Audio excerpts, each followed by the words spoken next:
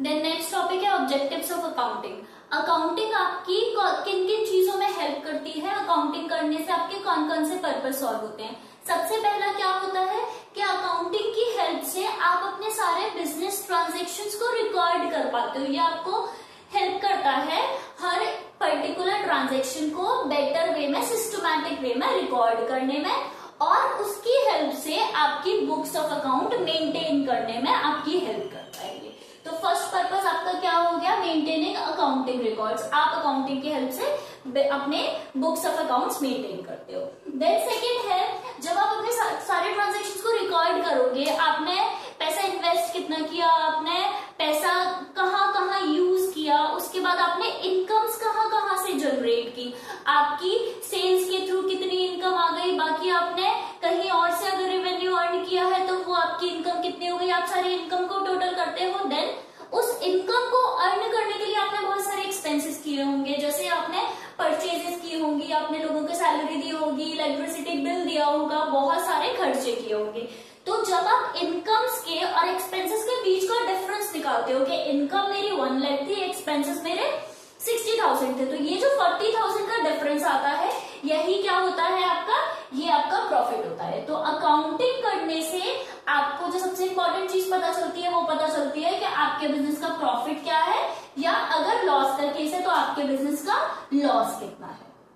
Then third है हमारा, अब देखो इनकम्स और एक्सपेंसेस हमने एक जगह कैलकुलेट कर ली, उससे हमारा प्रॉफिट एंड लॉस आ गया। दूसरी इंपॉर्टेंट चीज हमने क्या डिस्कस की थी कि हमें प्रॉफिट एंड लॉस के अलावा ये भी पता होना चाहिए कि मंथ एंड पे, ईयर एंड पे, या एक पर्टिकुलर डेट पे, जब भी मैं एनालाइज करूं उस चीज को, यूजुअली हम ईयर एंड पे करते हैं, 31 मार्च पे आप सारी चीजें कैलकुलेट करते हो, ठीक है।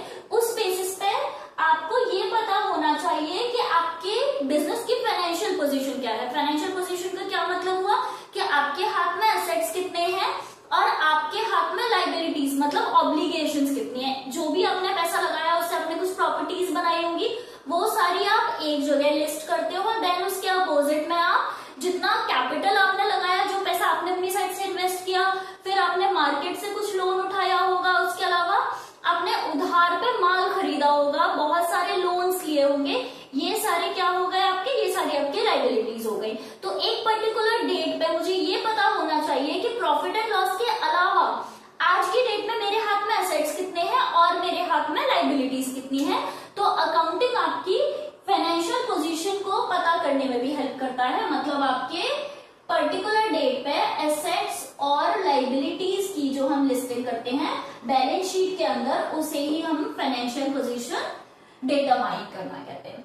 देन थर्ड है आपका, अब आपके पास प्रॉफिट पता चल गया, आपको लॉस पता चल गया, एसेट्स पता चल गए, सब पता चल गए। अब जब आपके पास एक्सपेंसेस की और इनकम्स की एक लिस्ट होती है तो आपके मैनेजमेंट के लिए बहुत इजी हो जाता है अपने बिजनेस की परफॉर्मेंस को इवेल्युएट करना कि आपका जो बिजनेस है वो कैपिटल इन्वेस्ट जितना किया था उसके हिसाब से सही प्रॉफिट अर्न करके दे रहा है या नहीं दे रहा। आपके अगर अलग अलग डिपार्टमेंट्स हैं तो डिपार्टमेंट्स में से किस डिपार्टमेंट पे मुझे ज्यादा फोकस करने की जरूरत है, कहाँ से मुझे प्रॉफिट मिल रहा है, कहाँ कौन से ऐसे एक्सपेंसेस है जो मैं अननेसेसरीली पे कर रही हूँ, मे बी मैं उनको रिड्यूस कर सकती हूँ, अपनी कॉस्ट कटिंग कर सकती हूँ। ये सारी चीजें करने में कौन मेरी हेल्प करता है, अकाउंट्स। जो मेरे पास बुक्स ऑफ अकाउंट्स है वहां मैंने हर चीज के प्रॉपर ट्रांजेक्शन्स को रिकॉर्ड किया है और वहां से मैं मैनेजमेंट एज अ मैनेजमेंट भी मेरी बहुत हेल्प होती है।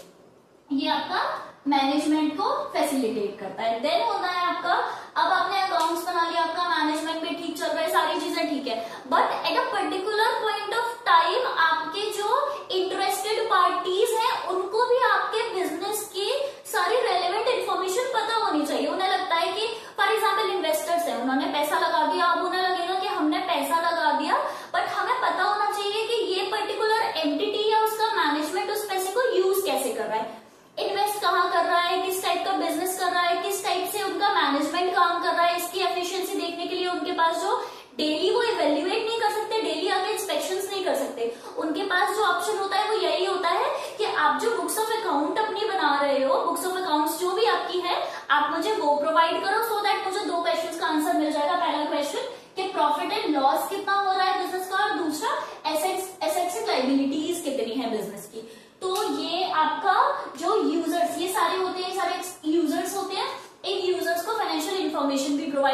हैं हम अकाउंटिंग की हेल्प से। यूजर्स अब आपके दो टाइप के हो सकते हैं, या तो आपके इंटरनल यूजर्स हो सकते हैं या आपके एक्सटर्नल यूजर्स हो सकते हैं। इंटरनल यूजर्स में जो आपके एंटिटी के बिजनेस के अंदर के लोग हैं वो इंटरनल हो गए। एक्सटर्नल में जो आपके जिनसे जो बैंकर्स हैं, आपके गवर्नमेंट है या आपके जो क्रेडिटर्स हैं, वो सारे आपके एक्सटर्नल यूजर्स हो गए। नेक्स्ट है हमारा प्रोटेक्टिंग बिजनेस एसेट्स। हमने यहाँ क्या किया था, हमने फाइनेंशियल पोजीशन जब अपने बिजनेस की डिटरमाइन की थी तो उस टाइम पे मैंने एक जगह अपने सारे एसेट्स के बैलेंसेस कैलकुलेट किए थे और सारी लाइबिलिटीज के कि इन हैंड मेरे पास कितनी कितनी चीजें हैं।